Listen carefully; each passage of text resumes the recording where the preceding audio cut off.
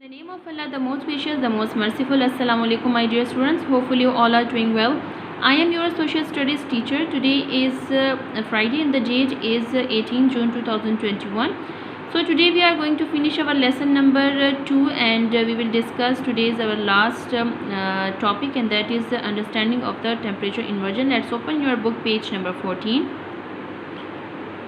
Temperature inversion means जो है temperature की एटमॉस्फेयर में जो गर्म लेयर होती है हवा की और जो ठंडी लेयर होती है हवा की, उनका आपस में एक दूसरे के साथ एक्सचेंज होना, एक दूसरे की जगह को जो है रिप्लेस करना, इसका नाम होता है टेम्परेचर इन्वर्जन। ठीक है, किस तरह जो है ठंडी लेयर पहले जो है वो उसके नीचे वार्म लेयर होती है। वार्म लेयर जो है उसमें ज़्यादातर डेंसिटी नहीं होती है, यानी कि वार्म लेयर जो होती है, एयर जो होती है वो हल्की होती है, इसलिए वो ऊपर आ जाती है, और कूल एयर जो है उसमें डेंसिटी ज़्यादा होती है, वो ज़रा हैवी होती है, उसमें मॉइस्चराइजिंग होती है, इस वजह से वो नीचे आ जाती है। ठीक है, तो ये इनका जो है मुख्तलिफ़ सिचुएशन में अप एंड डाउन जो है ये इन्वर्जन्स में होता रहता है। कभी कूल एयर नीचे आ जाती है और कभी वार्म लेयर ऊपर एयर जो है वो ऊपर चली जाती है, इसको जो है इन्वर्जन कहते हैं। Then this phenomena in the atmosphere is known as the temperature inversion.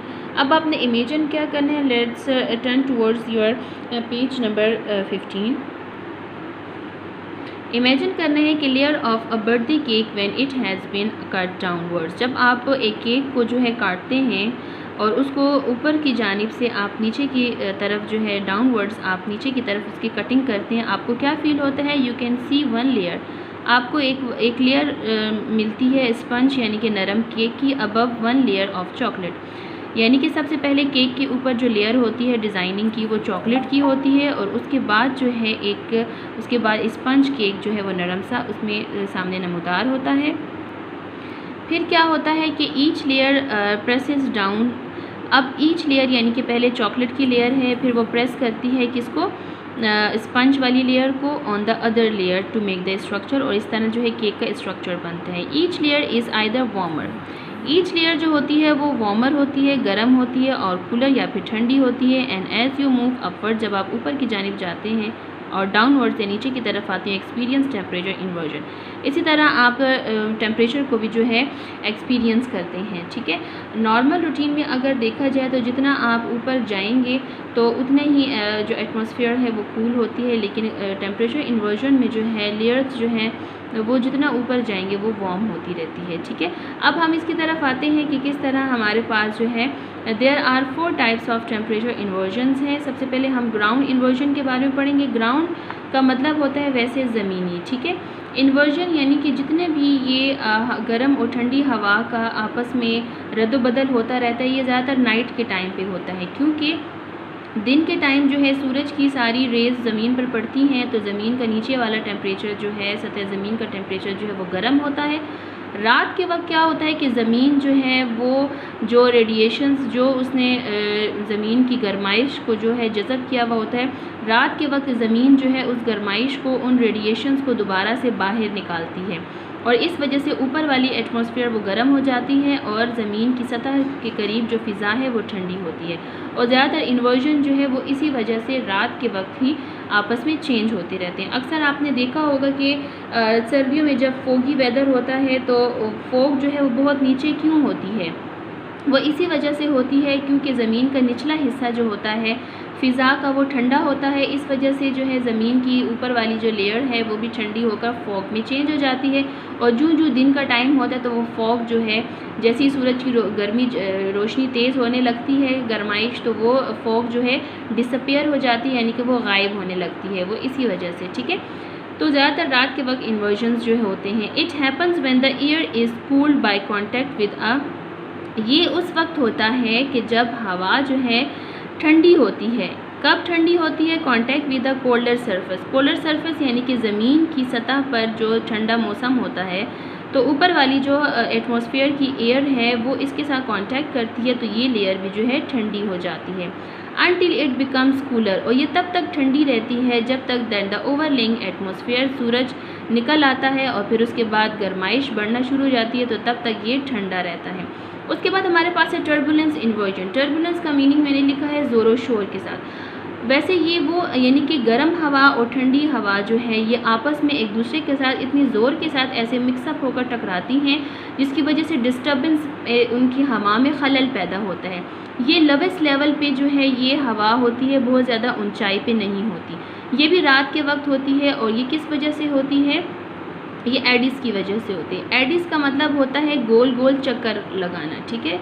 यानी कि ये मैंने एक सर्कल बनाया है और यहाँ पर मैं एरो का निशान लगाऊंगी, इससे जो है ये शो होगा कि ये जो है गोल गोल जो है फिर रहा है। जिस तरह आप वॉशिंग मशीन में देखें, जब कपड़े हम डालते हैं तो उसमें जो नीचे वाले उसकी मशीन है वो जैसे गोल गोल मूव करती है और ऐसे ऐसे मूव करती है, इस तरह मूव करती है, तो वो जो है हमारे पास टर्बुलेंस है, ठीक है, डिस्टर्बेंस पैदा करती है। इट हैपन्स, ये उस वक्त होता है व्हेन द माइल्ड एयर यानी कि हल्की हवा इज़ ऑन टॉप, यानी कि ऊपर जो है आराम से एक हल्की हवा चल रही है, disturb on the turbulent air, तो ये हवा जो है वो टर्बुलेंट इसमें ऐसे ऐसे गोल गोल आता है तो ऊपर वाली हवा को जो है वो डिस्टर्ब कर लेता है, उसमें खलल पैदा करता है with in the turbulent layer. और उस टर्बुलेंट लेयर में यानी कि उसमें जो खलल ऐसे पैदा हुआ है उस लेयर में क्या होता है?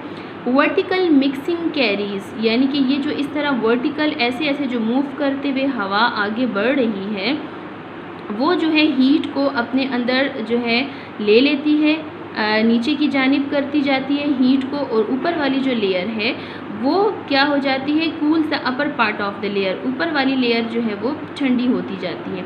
इसी तरह जो है ये फिर ठंडी हवा ऊपर जाकर जितनी भी गर्म हवा होती है उसको रिप्लेस कर देती है, उसको हटा देती है।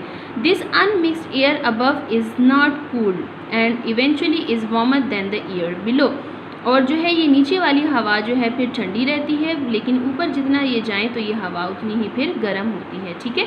ये हमारे पास हो गया टर्बुलेंस है। अब हमारे पास सब्सिडेंस इन्वर्जन। सब्सिडेंस इन्वर्जन का मतलब होता है हवा का नीचे की तरफ झुकाव होना, नीचे की तरफ आना। जैसे कि आप इस पिक्चर में भी देख रहे हैं कि हवा की एक ज़्यादातर मिकदार जो है, एक ज़्यादातर प्रेशर जो है वो नीचे की जानिब आ रहा है। वो किस वजह से होता है? It happens when a wide spread layer of air, यानी कि एक ये वाइड स्प्रेड लेयर है किसकी? एयर की, हवा की ज़्यादा मिकदार है, मूव्स डाउन, जब वो नीचे की जानिब आती है टू द एटमॉस्फेयर, यानी कि ऊपर से हवा का ज़्यादातर प्रेशर जो है वो हवा का जमा होकर जब वो नीचे की जानिब आता है तो ये नीचे की जानिब प्रेशर की वजह से जब ये आता है तो ये ड्राई हो जाती है, ठीक है। इसमें मॉइस्चराइजिंग वाटर वेपर्स ज़्यादा नहीं होते, चूँकि ये हवा जो है ड्राई होती है और ज़्यादा मिकदार में होती है, इसलिए जब ये नीचे आती है तो नीचे का टेम्परेचर भी जो है ये गर्म हो जाता है। सच अ लेयर इज़ कंप्रेस्ड, इसका दबाव ज़्यादा होता है, एंड हीटेड, और इसमें गर्माइश भी होती है, by increasing resulting increase the atmospheric pressure, और ड्राइनेस की वजह से नीचे भी जो है हवा जो है गर्म हो जाती है। And this lessons the rate of the lapse in temperature, इस तरह जो टेम्परेचर जो है वो ठंडे से गर्म मुंतकिल होता रहता है। If this mass of air sinks low enough, यानी कि अगर वो कम मिकदार में जो है वो अगर वो नीचे की तरफ बैठे, the air at the higher altitude, तो ऊपर बुलंदी पर जो हवा है becomes warmer than at the lower altitude, तो फिर क्या होता है कि अब ये हवा जिस तरह लोअर उसमें आ रही है, नीचे की जानिब आ रही है, तो ऊपर वाली हवा जो है वो ड्राई होकर गर्म हो जाएगी, ठीक है। अब हमारे प्रोड्यूसिंग द टेम्परेचर इन्वर्जन, और इस तरह टेम्परेचर इन्वर्जन जो है इसमें आता है। लास्ट हमारे पास है फ्रंटल इन्वर्जन।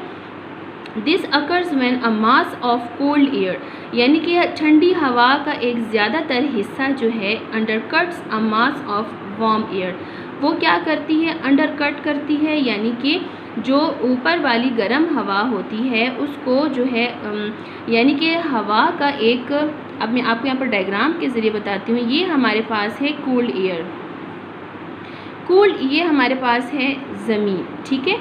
कूल्ड एयर जो है और यहाँ पर हमारे पास है वार्म एयर। कूल्ड एयर का एक ज़्यादातर हिस्सा मास एयर जो है, जब वो वार्म एयर के साथ क्या करता है? कोलीड करता है, यानी कि वो एक दूसरे के साथ जब टकराते हैं तो ये इसको कूल्ड एयर जो है वार्म एयर को यहाँ से कट कर लेती है हॉरिजेंटली, ठीक है। हॉरिजेंटली इसको कट करती जाती है, तो फिर क्या होता है? और इसको ये ठंडी हवा जो है वार्म एयर को पीछे की तरफ धकेलती है और ये वार्म एयर ऊपर की तरफ जाने लगती है हॉरिजेंटली ऐसे, ठीक है। फिर क्या होता है? The front between the two air masses, ये फ्रंट है, एक दूसरे के सामने है ये layer, then has warm air above and cool air below.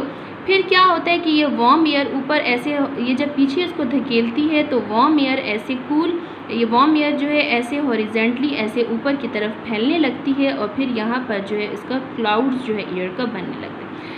And this kind of inversion has a big slope, और यहाँ पर ये इसका झुकाव जो है वो नीचे की जानिब होता है, स्लोप की सूरत में होता है। ठीक है, यानी कि अभी तक जितनी भी हमने ये इन्वर्जन्स पढ़े हैं ये ज़्यादातर हमारे पास इस तरह हॉरिजेंटल में थी, लेकिन ये थोड़ी सी अगर आप इसकी पिक्चर को देखें तो ये थोड़ी सी वर्टिकल शेप में है। ये कूल एयर है जो आपको ये नज़र आ रही है वाइट, और ये सारी वार्म एयर है, इसको पीछे की तरफ धकेल रही है। ठीक है, और फिर क्या होता है, whereas inversion are nearly horizontal. This was our today's topic and lesson has finish. अब मैं आपके साथ कुछ पिक्चर शेयर करूँगी लास्ट में, उसको आप पिक्चर को देखकर आपको अच्छी तरह से इन 4 टाइप्स ऑफ इन्वर्जन की समझ आएगी। अपना ख्याल रखें। टिल देन टेक केयर, अल्लाह हाफ़िज़।